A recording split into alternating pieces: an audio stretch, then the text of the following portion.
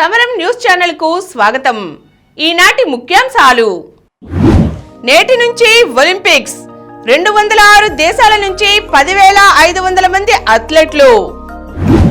ఎమర్జెన్సీని మించిన అరాచకం। 2026 మార్చి కల్లా పోలవరం। గనులు ఖనిజ భూములపై పన్ను విధించే అధికారం రాష్ట్రాలదే। పంటల బీమాకు కొత్త పథకం।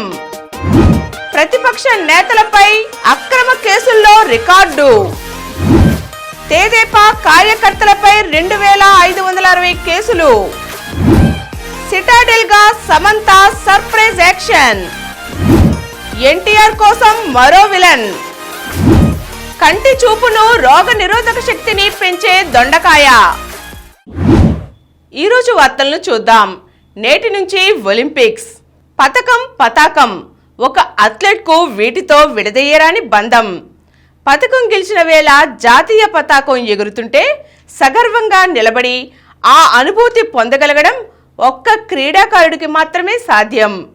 అది ఒలింపిక్స్ లాంటి అత్యంత ప్రతిష్టాత్మక వేదికపై అయితే అంతకు మించిన ఆనందం మరొకటి ఉండదు।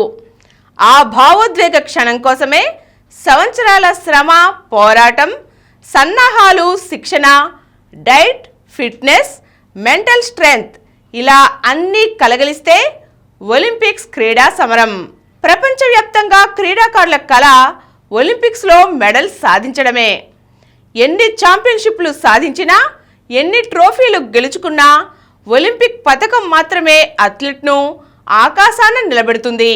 124 ఏళ్ల క్రితం పారిస్ ఒలింపిక్స్లోనే తొలిసారి మహిళలు అడుగుపెట్టగా నేటి ఒలింపిక్స్లో అదే గడ్డపై జరుగుతున్న పోటీలలో తొలిసారి పురుషులు, మహిళలు సమాన సంఖ్యలో బరిలోకి దిగుతుండటం ఈనాటి ఒలింపిక్స్ విశేషం। ఈ హోరాహోరీ సమరంలో 206 దేశాల నుంచి 10,500 మంది అథ్లెట్లు 32 క్రీడాశాలలో పోటీ పడనున్నారు।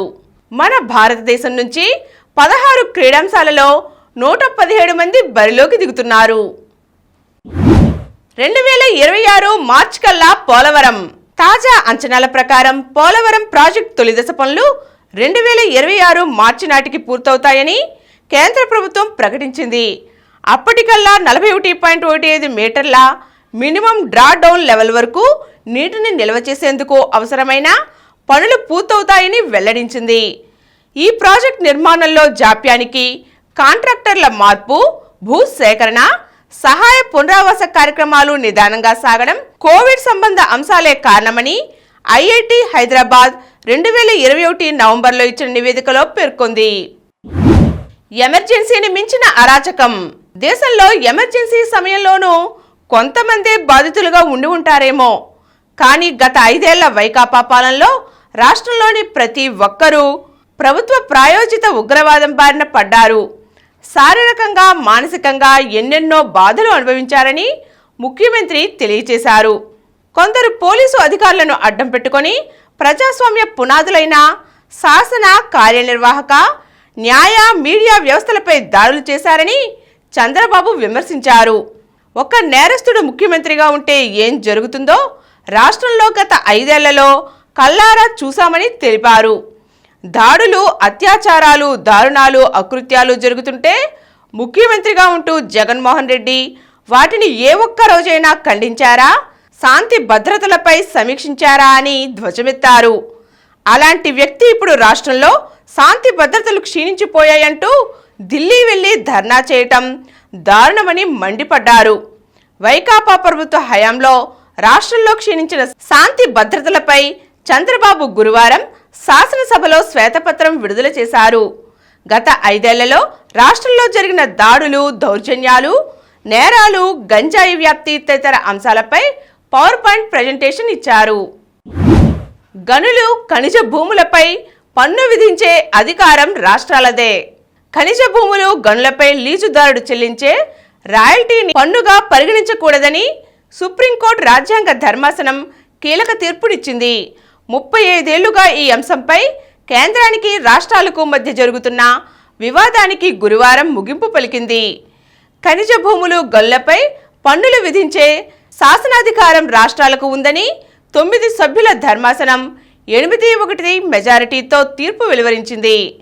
రాయల్టీని పన్నుగా పరిగణిస్తూ గతంలో ఇండియా సిమెంట్స్ కేసులో రాజ్యాంగ ధర్మాసనం ఇచ్చిన తీర్పుని చెల్లదని ప్రకటించింది. గనులు ఖనిజాల చట్టం 1957 కూడా రాష్ట్రాలకు పన్నులు విధించే అధికారంపై నియంత్రణలు విధించలేదని పేర్కొంది. రాజ్యాంగం 7వ షెడ్యూల్లో 2వ జాబితాలోని ఎంట్రీ 50 కూడా రాష్ట్రాల హక్కులనే చెబుతోందని తెలిపింది. తెదేపా కార్యకర్తలపై 2560 కేసులు. ప్రతిపక్ష పార్టీల నేతల్ని కదలనివ్వకుండా కట్టడి చేసేందుకు జీవో నెంబర్ 1 తీసుకువచ్చారు. తెదేపా నేతలు కార్యకర్తలపై 2560 కేసులు పెట్టారు. అంగళ్లలో నా కాన్వాయ్పై దాడి చేసి మా పార్టీ కార్యకర్తలను గాయపరిచారు. తిరిగి బాధితులపైనే హత్యాయత్నం కేసులు పెట్టారు. అంగళ్ళు ఘటనలో 6, పుంగనూరులో 7 కేసులు నమోదు చేశారు. 286 మందిని నిందితులుగా చూపించి మరో 409 మంది పార్టీ శ్రేణులను అదనంగా నిందితులుగా చేర్చారు. నిందితుల జాబితాలో అదర్స్ అని పెట్టి 100 మందిని అరెస్ట్ చేశారు. రాజకీయ కార్యకలాపాల్లో పాల్గొనకుండా కొందరిని 2 నెలలు 3 నెలలు జైల్లో పెట్టారు. జనసేన నాయకులు కార్యకర్తలపై 205 కేసులు, భాజపా వారిపై 205 కేసులు, సిపిఎం నేతలపై 73 కేసులు పెట్టారు. చివరికి జగన్ సొంత చెల్లెలు షర్మిల పైన 2 కేసులు పెట్టారు. సామాజిక మాధ్యమ కార్యకర్తలపై సిఐడి ద్వారా కేసులు పెట్టించారు. 2950 మందిపై సైబర్ నేర షీట్లు తెరిచారు. వైకాపా హయాంలో దాదాపు 300 మంది బీసీలు హత్యకు గురయ్యారు. ప్రతిపక్ష నేతలపై అక్రమ కేసుల్లో గత ప్రభుత్వ రికార్డ్. వివాహాలు, ఇతర శుభకార్యాలకు సకుటుంబ సపరివార సమేతంగా రావాలని ఆహ్వానిస్తుంటాం. అయితే గత ప్రభుత్వ హయాంలో ప్రతిపక్ష పార్టీల నేతలు కార్యకర్తలపై సకుటుంబ సమేతంగా అక్రమ కేసులు నమోదు చేసి వేధించారని చంద్రబాబు, ఎమ్మెల్యేలు పేర్కొన్నారు. శ్వేతపత్రం విడుదల సందర్భంగా వైకాపా ప్రభుత్వంలో ప్రతిపక్ష నేతలపై నమోదైన అక్రమ కేసుల సంఖ్యను చంద్రబాబు ప్రస్తావించారు. ఆ సమయంలో పలువురు సభ్యులు తమపై ఇంకా ఎక్కువ కేసులే ఉన్నాయంటూ చేతులు పైకెత్తారు. దీంతో అక్రమ కేసులు ఉన్నవారంతా ఒకసారి లేచి నిలబడాలని చంద్రబాబు కోరారు. పవన్ కళ్యాణ్, లోకేష్ సహా అసెంబ్లీలోని సభ్యుల్లో దాదాపు 80% నుండి 90% మంది నిలబడ్డారు. పంటల బీమాకు కొత్త పథకం. రాష్ట్రంలోని రైతులకు మేలు కలిగించేలా పంటల బీమాకు కొత్త పథకాన్ని వచ్చే ఏడాది ఖరీఫ్ నుంచి అమలు చేయాలని భావిస్తున్నట్లుగా మంత్రి కింజారపు అచ్చెన్నాయుడు చెప్పారు. ఈ పథకాన్ని అమలు చేసే విషయమై అధ్యయనానికి ప్రభుత్వం సబ్ కమిటీని ఏర్పాటు చేసిందని తెలిపారు. ఈ కమిటీ సమావేశమై 2016-19 మధ్య అమలు చేసిన బీమా విధానమే ఉత్తమమైనదని భావించిందని, ఈ పథకంలో రైతులు తమ వాటా బీమా ప్రీమియాన్ని చెల్లిస్తే మిగిలిన మొత్తాన్ని కేంద్ర రాష్ట్ర ప్రభుత్వాలు భరిస్తాయన్నారు. ఖరీఫ్, రబీ సీజన్లలో పంటలు నష్టపోయిన ప్రతి రైతుకు దీని ద్వారా పరిహారం అందేలా చర్యలు తీసుకుంటామన్నారు.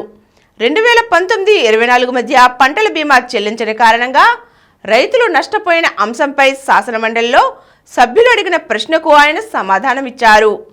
ఈ ఏడాది ఖరీఫ్ సీజన్కే ప్రస్తుతం అమల్లో ఉన్న బీమా విధానాన్ని కొనసాగిస్తాం.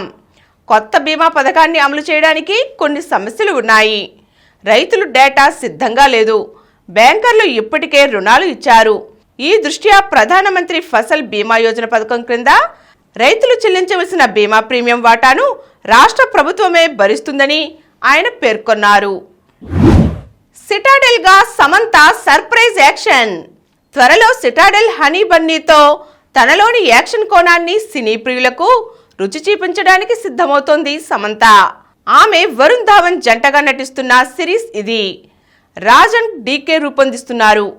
1990ల నేపథ్యంలో స్పై యాక్షన్ థ్రిల్లర్ గా తీర్చిదిద్దుతున్న ఈ సిరీస్లో ప్రేమ కథకు అధిక ప్రాధాన్యత ఉండనుంది.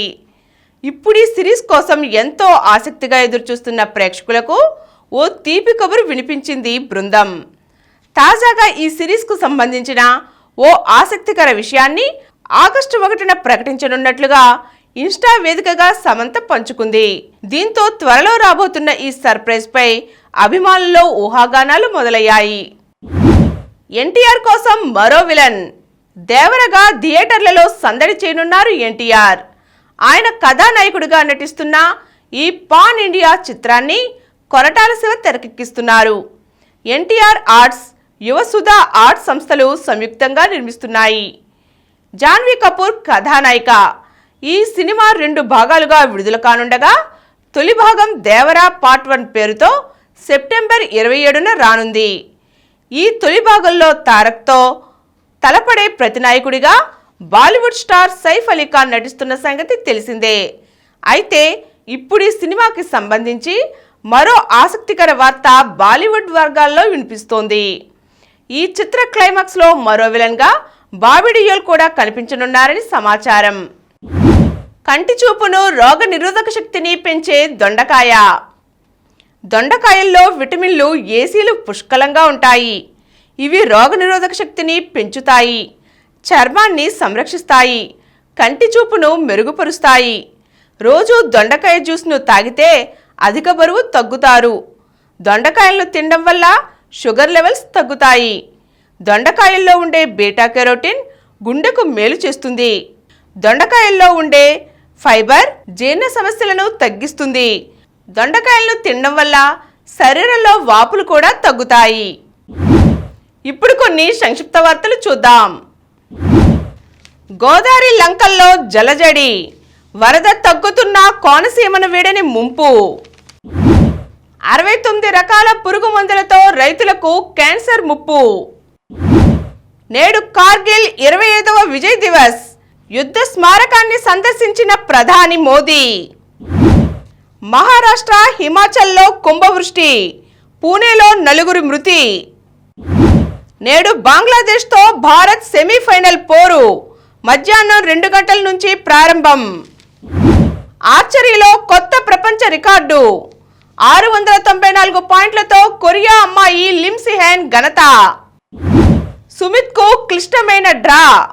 భారత టెన్నిస్ నెంబర్ 1 సుమిత్ నగాల్కు పారిస్ ఒలింపిక్స్లో క్లిష్టమైన డ్రా ఎదురైంది. తొలిసారి ఒలింపిక్స్లో పాల్గొంటున్న ప్రపంచ 80వ ర్యాంకర్ సుమిత్ తొలి రౌండ్లో ప్రపంచ 68వ ర్యాంకర్ ముటెల్ కొరవెంటిన్తో తలపడి 2-2తో సమంగా నిలిచి డ్రా చేసుకున్నారు. మరిన్ని వార్తా విశేషాలతో రేపటి సమరం న్యూస్ ఛానల్లో తిరిగి కలుద్దాం. Thank you. ప్రతిరోజు వార్తా విశేషాల కోసం అనతి కాలంలోనే 20 కోట్ల వ్యూస్ సాధించిన సమరం ఛానల్ సమర్పించు సమరం న్యూస్ ఛానల్కు సబ్స్క్రైబ్ చేయండి, లైక్ చేయండి, మీ ఫ్రెండ్స్కి షేర్ చేయండి. అలాగే ప్రక్కనున్న గంట సింబల్ని ప్రెస్ చేయడం మర్చిపోకండి.